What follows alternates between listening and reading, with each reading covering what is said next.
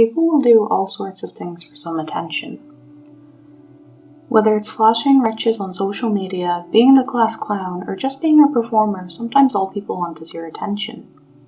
But there are some more extreme ways that people have demanded attention throughout time, and especially in the past 100 years.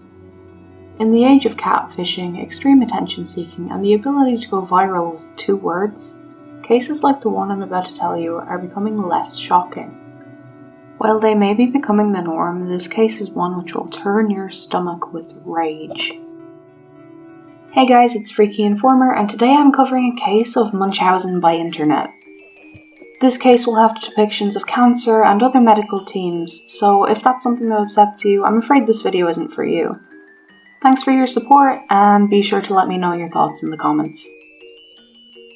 On the 14th of May 2001, the internet was ripped apart by some awful news. Kaycee Nicole, a teenage girl with quite a level of fame, died tragically from an aneurysm. Over 2 million people had visited Kaycee's blog to give her support and to look to her as a symbol of hope. The teenager had been battling leukemia over the course of several years, documenting her struggle with the illness at every high and low. News of her sudden death hit many of her longtime supporters, and especially one of her closest internet friends. Randall van der Woning was devastated. He and Kaycee had become fast friends over the course of 2 years. With his support, she had been able to get through many tough and terrifying days. They had met in a chat room in 2000 and messaged each other every day until that fateful day in 2001. Randall's grief was profound. His beloved friend Kaycee had died the day before he was meant to visit her from an aneurysm which was completely unrelated to the leukemia which she was battling. Randall knew that in April of 2001, the month before Kaycee died, the doctors had told Randall's dear friend that her liver was failing. So did everyone who reads her blog. Gifts and cards from hundreds of people were being sent to Kaycee in the mail, from well wishes to get well soon messages. Everyone wanted to give back to the girl who gave them hope, who was so brave in the face of adversity. But this is where the story takes a disgusting twist. Kaycee Nicole Swenson did not exist. There was no 19-year-old girl posting updates on doctor's visits, hospitalizations, and general illness irritations. There was no cancer patient behind the private messages and receiving the gifts showered upon her in well wishes. Let's go back to 1998 when Kaycee's first recorded online appearance came about. Then 13-year-old Kelly Jo Swenson and a group of her friends were bored after school one day and decided to create an older sister-style persona for Kelly Jo. The group decided on the name Kaycee Nicole Swenson and took some photos from the profile of a high schooler from their town. The basketball player whose pictures were being used had no idea that this was happening. While Kelly Jo and her friends never did anything beyond create Kaycee Nicole's profile, which only consisted of a name and photo, Kelly Jo's mother, Debbie Swenson, took a fascination to the falsified girl. Rather than deleting the profile or outing it as fake, the then 25-year-old woman adopted her persona and began to pretend to be Kaycee Nicole. Even in this period of time in 1999, people were fully convinced of Kaycee's existence. Her college club site profile took root, and Kaycee, who was of course actually Debbie, began networking with other users, as well as the staff administrators of the website. In fact, Kaycee volunteered to do some administrative work on the website, as well as sending gifts to those employed by the webpage. In the early days of the internet, no one would suspect that Kaycee was a catfish. Even the newspapers were convinced that the high school senior was a genuine person. In August of 2000, an article by the New York Times titled, "For the New College BMOC, M is for Machine," Kaycee gave an interview. Debbie, posing as Kaycee over the phone, told the New York Times that Kaycee was in senior year in Wichita, Kansas. She went on to talk all about how she would be attending classes at the University of California at San Diego in September that year. Of course, Kaycee would not be attending college that semester because she did not exist. Debbie had to come up with a game plan fast because quite a few people from the college club site were very excited to finally meet Kaycee that year, after a year of chatting and being friendly. What could prevent someone from leaving the state, and even their home? This is where Randall van der Woning got dragged into Debbie/Kaycee's web of lies. In private messages that year, Kaycee revealed her cancer diagnosis to Randall. She told the teen that she had previously suffered with the disease and that she was in remission. Sometime later, in another direct message, Kaycee revealed that cancer had made a violent comeback. Randall was upset and sympathetic. The boy offered to set Kaycee up her own hosting site so that she could blog about her illness and how daily life affected her as she went through treatment and fought for her life. In August of 2000, van der Woning and Swenson started the blog, which was titled Living Colors. Within the blog, Kaycee wrote in extremely graphic detail the experiences of a cancer patient. Despite the disturbing attention to detail, the blog's wording had a positive one. The first entry reads as follows: I'm beginning a new exciting journey into my survival. I want to win. I want to fight to the finish. Of course, as a supposed cancer patient, Kaycee was sometimes much too weak to update the blog herself. In times such as these, her mother, Debbie, took over on the blog posts. Here's an example of one such post, in which Kaycee is supposedly hospitalized. I told her I loved her and everything was going to be alright. She was told not to talk or move around. Green glassy eyes looked at me as blood trickles out of her mouth. The urge to hold her as I had when she was a child was fierce. These heartbreaking paragraphs were updated almost every day for 2 years. That is, until Randall was informed by Kaycee that her liver was failing. Randall was extremely upset. He didn't want to lose his friend, especially when he'd never gotten to meet her in real life. Van der Woning begged Kaycee to allow him to visit her. The girl informed Randall that he was welcome to visit her, but she was taking a trip to see the ocean for the last time. Of course, this is when Kaycee suddenly died. Randall received a call on May 15, 2001 from Kaycee's mother. Debbie Swenson sobbed on the phone as she recounted the tale of Kaycee's death the night prior. According to Swenson, Kaycee Nicole had died of a brain aneurysm. This would be one of many discrepancies and inconsistencies in the case of Kaycee Nicole. Shortly after Debbie's phone call to Randall, the following was posted to the Living Colors blog.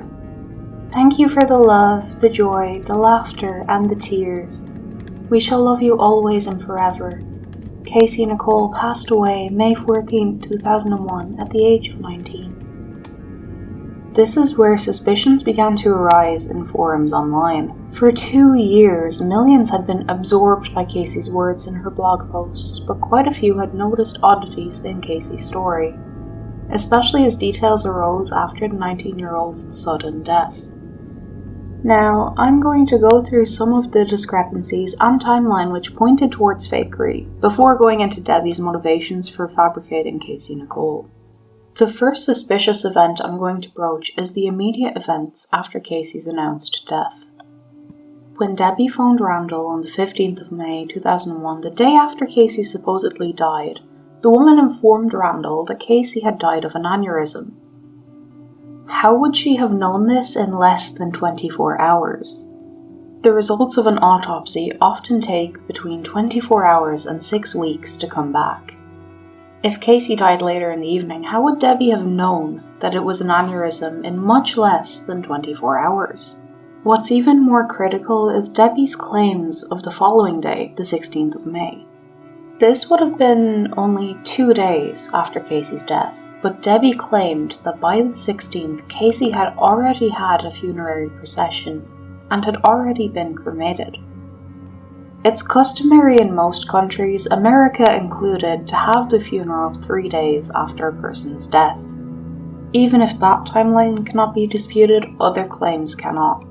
There was absolutely no obituary for Kaycee Nicole listed on any newspaper or webpage associated with the town of Wichita, Kansas. In fact, when others contacted several people in the town, no one had heard of the supposed basketball superstar in their town, and they certainly didn't know of anyone who had recently died by that or any similar name. Then, sleuths began to go through Kaycee's blog posts, poking holes in certain things that were said by Kaycee. The inconsistencies vary from the doctor telling Kaycee that there was no cancer detected when she was in remission, which is something doctors do not say, to misinforming millions on how a marrow transplant works. Surely someone who is undergoing treatment for leukemia would have a basic but correct understanding of how a marrow transplant is performed. Even outside of the medical specifics, some other suspicious happenings added to the questions of Kaycee's existence. As I previously mentioned, lots of people had previously sent gifts and get well soon cards to Kaycee. After Kaycee's death, Debbie announced that their P.O. box had been closed and that no one was to send Debbie anything. Someone took the time to edit through 2 years' worth of blog posts where they deleted all references to sending get well presents, her Amazon.com wishlist, her PayPal donation page, and changed the text and prices of her merchandise on her Cafe Press site to no profit. Pressure mounted for Debbie to explain these inconsistencies and other slip-ups made in the blog posts. Eventually, the woman posted a public statement admitting that Kaycee had never existed. Here's some of her blog post from May 19th, 4 days after Debbie killed off her fictional character. "I chose their voices as one rather than 3 separately," she said. "I wrote their thoughts, their humorous sides, their struggles, their fears." The they described in this post are 3 friends of Debbie's who she claimed to have lost to cancer. While this could have been an actual motivation, I still have some theories on why it is that Debbie chose to pretend to be a terminally ill teen and encourage hundreds of gifts and donations from her readers. Those familiar with the Gypsy Rose Blanchard case will have an idea of what my primary theory on Debbie's motivations were. While this case was considered to be the first case of Munchausen by internet, it's important to consider the fact that every aspect of this case is covered by 3 types of Munchausen syndrome. The syndrome itself, as well as Munchausen by internet and Munchausen by proxy. Munchausen syndrome is a factitious disorder wherein an individual who has the disorder seeks affection and attempts to garner sympathy in an extreme manner. In its default, Munchausen syndrome is often characterized by those with the disorder harming themselves or applying bandages and makeup to themselves to seem injured. Those with this form of the disorder seek sympathetic comments and thrive off of the feeling of care given to them by outside observers. Munchausen by internet is when someone fakes terrible events and other forms of misfortune online to receive comments and messages that offer sympathy and check in on you. In its simplest form, Munchausen by internet could be that one person you know who checks in at a hospital on Facebook and ignores all of the "You okay, hun?" comments. Lastly, we have Munchausen by proxy. This is the form of Munchausen that Gypsy Rose Blanchard's mother had. As you may have known or guessed, individuals with this form of the factitious disorder pretend that somebody who is dependent on them has a severe disorder or disease which causes great strain on that person. Obviously, the person in the Munchausen-affected individual's care has to not actually have disorder or disease for the carer to have a factitious disorder such as this. Debbie certainly garnered a lot of sympathy online, for Kaycee and for her. The majority of the solace was directed at Kaycee, but when Kaycee was the most sick, the comments were directed to Debbie. This could fulfill any form of the factitious disorder that is Munchausen syndrome. Another possibility is that Debbie felt a disconnect from her own daughter, Kelly Jo, who was 14 at the time of Debbie adopting the persona of Kaycee. Perhaps Debbie invented a new daughter for herself to be close to because her own daughter started to lose interest in her as teenagers tend to do. The last theory is perhaps the worst. It's entirely possible that Debbie fabricated Kaycee's profile in order to receive gifts and donations. Is it possible that the woman was callous enough to commit the crime of fraud for cash and Amazon packages? The Kansas police were informed that Debbie Swenson was committing fraud through the medium of the internet. After reviewing the case, the Kansas PD decided that Debbie's crimes were a serious enough offense to be passed over to the FBI. The FBI accepted the case but never pursued it. In the end, Debbie did not have charges pressed against her, but her name was dragged through the mud as it spread like wildfire that this woman could be cold enough to pretend to be someone terminally ill with a serious disease for no apparent reason. There is no longer any trace of Debbie Swenson on the internet, or indeed a Kaycee Nicole. There is no profile credited to Debbie, and her last updated email address and phone number have long since been changed. All that's left is a legacy to early purveyors of the internet. Don't believe everything you read. That's it for this week's Callous Crime episode, all about the criminal offence of Debbie Swenson. I hope you enjoyed the episode. There's a cancer-related charity and petition in the description for you to support. Please consider doing so. Thanks for watching and learning about this case. Stay freaky, stay informed. It may save your life.